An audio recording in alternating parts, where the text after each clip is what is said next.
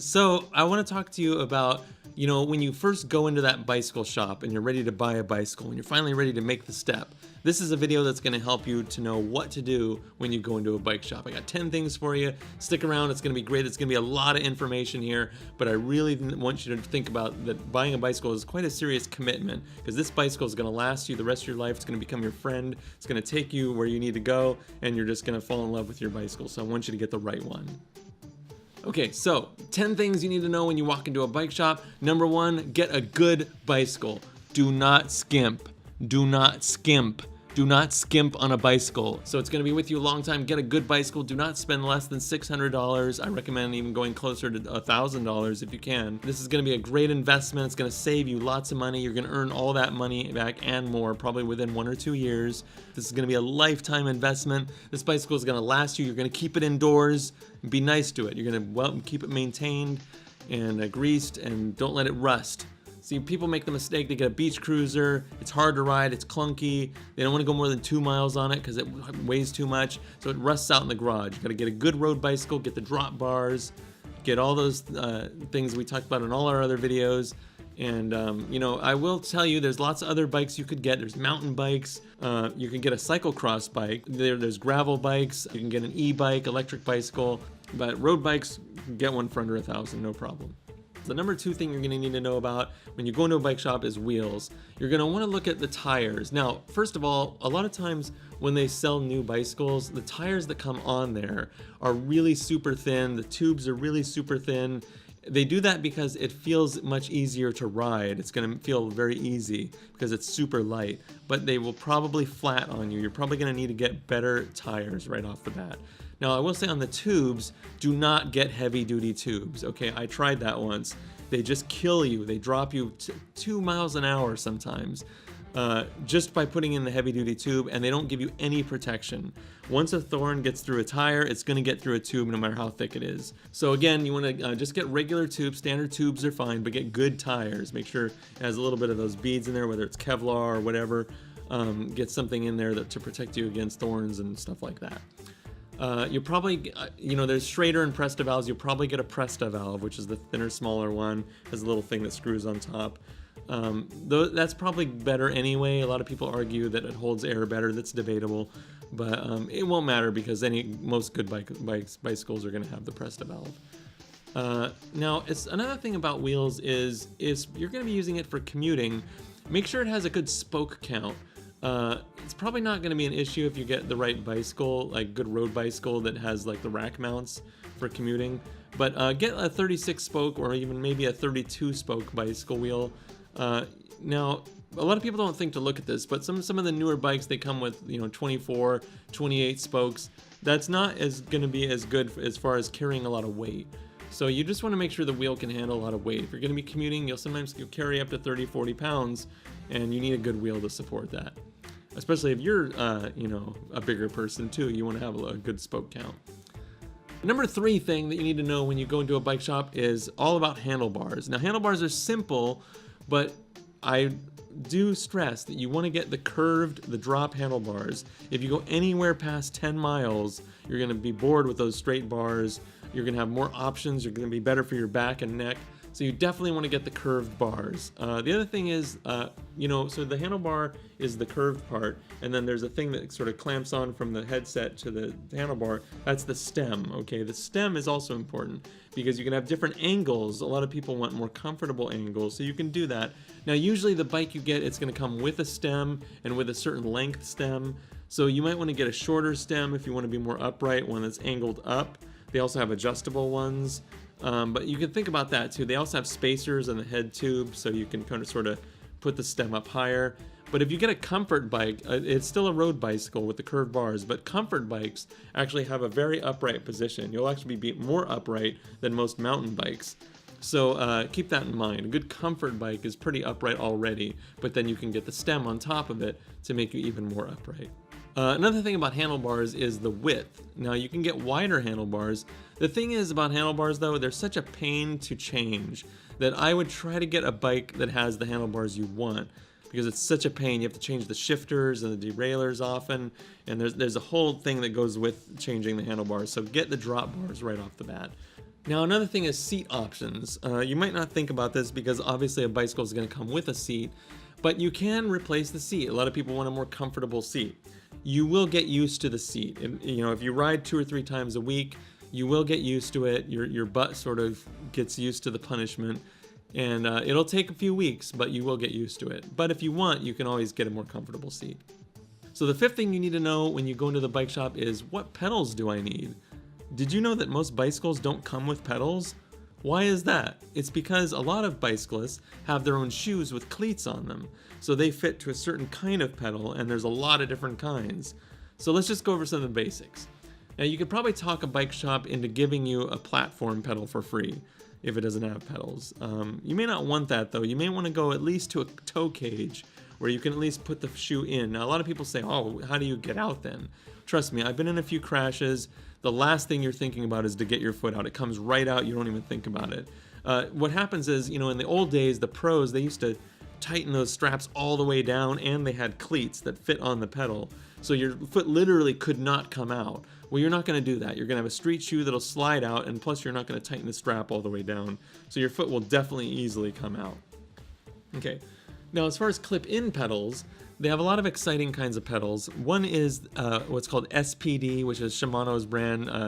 It's like SPD is like Shimano Pedal Dynamics or something like that. So, but the cool thing about SPDs is you can wear shoes that look like street shoes. It's a very low-profile pedal and cleat. So the shoe still clips into it, but you can't even really see the cleat. So you kind of, when you're walking, you just basically feel like you're walking on a regular shoe. The other kinds of pedals, I actually prefer the look style, even though it has the cleat that goes on the bottom of the shoe. I prefer the look style. It's a little like a triangle kind of thing. It goes on your shoe and then it goes into the pedal like a ski binding. And again, it comes right out. You can also, if you get good pedals, you can set the tension of the spring so it can come out easily. I've never had a problem with it coming out without me wanting it to. But whenever I want to come out, even if I sort of forget and need to put my foot down, it comes right out. Another one I want to tell you about are speed play pedals, which I've also had experience with. And the great thing about speed play pedals is, although it's incredibly difficult to figure out how to put the cleat together and make it work just right, once you figure that out, the cool thing about the pedal is you can clip in on either side of the pedal.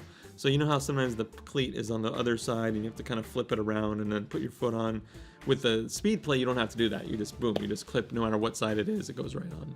So the 6th thing you need to know when you go into a bike shop is what kind of brakes do you want? Now I will say that disc brakes versus rim brakes, disc brakes are actually pretty much taking over the market, especially probably the bicycles you're going to be looking at in the price range you're going to be looking are probably going to have disc brakes, which may not be a bad thing because they are great when it rains. If you're in the rain or in the wet, disc brakes are always going to be better. Now rim brakes actually can be really good. This is a kind of something that sort of a misnomer. People think that rim brakes don't stop as well, but actually when it's dry and everything, the road's smooth, they actually will stop just as well as disc brakes. The big disadvantage of disc brakes is they are a pain in the butt to work on. Okay, rim brakes are so easy. The pads are right there. You can adjust them, move them around. The disc brakes, the pads are inside a mechanism. You kind of have to look in there with a flashlight, see what's rubbing sometimes. There's so many different adjustment bolts, and disc brakes really are a lot harder to work on. Let's talk about chain rings and proper gearing.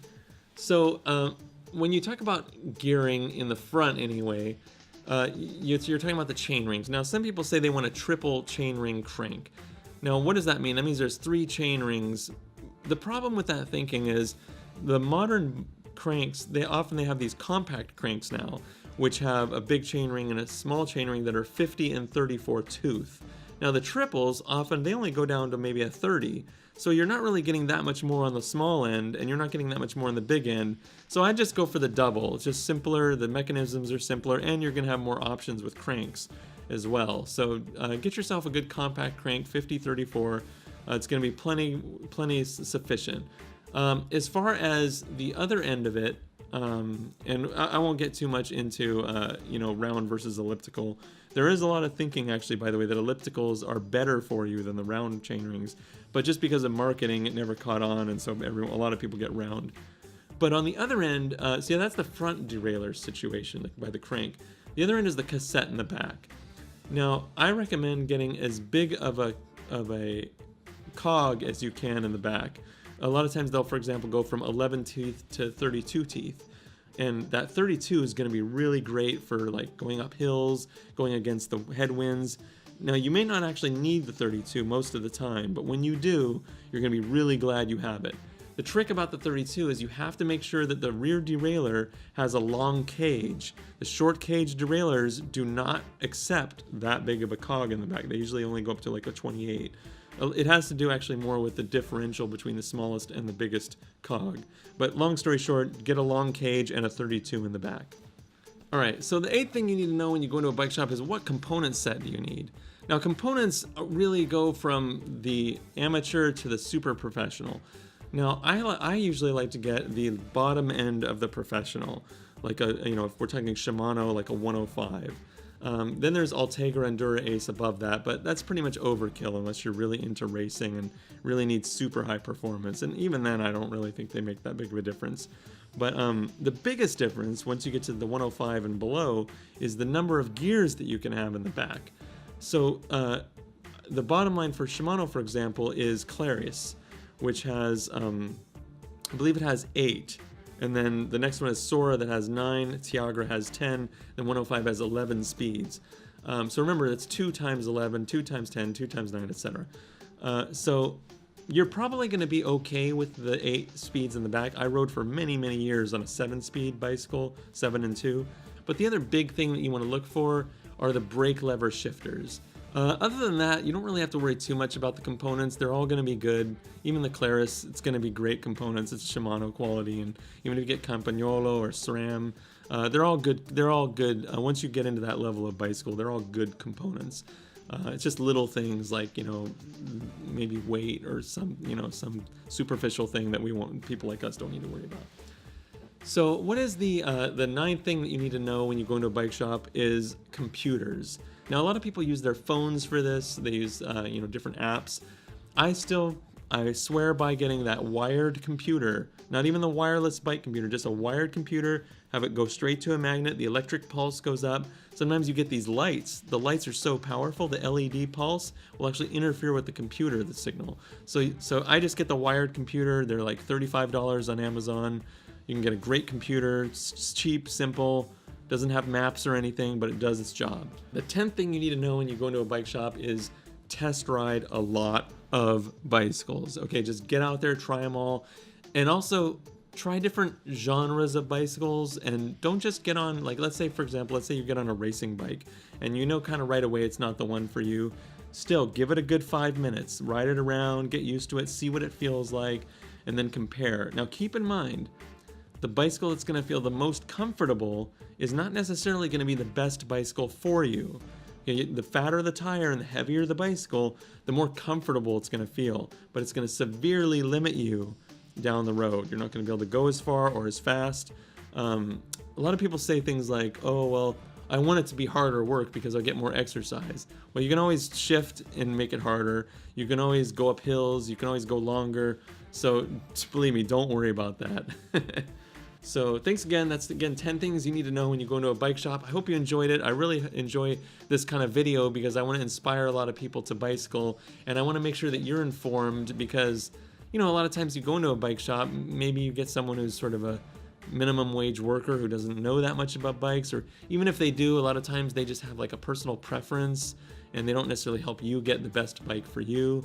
And they just want to make the sale. So this is why I tell you, definitely get a good road bicycle, get the drop bars, get a comfort bike so you still feel comfortable. Maybe on the tires, maybe get one that's 25, 28, maybe even 32 at the most, as far as the thickness of the tire. Yeah, that's it. If you have any questions, leave them in the comments, and happy shopping.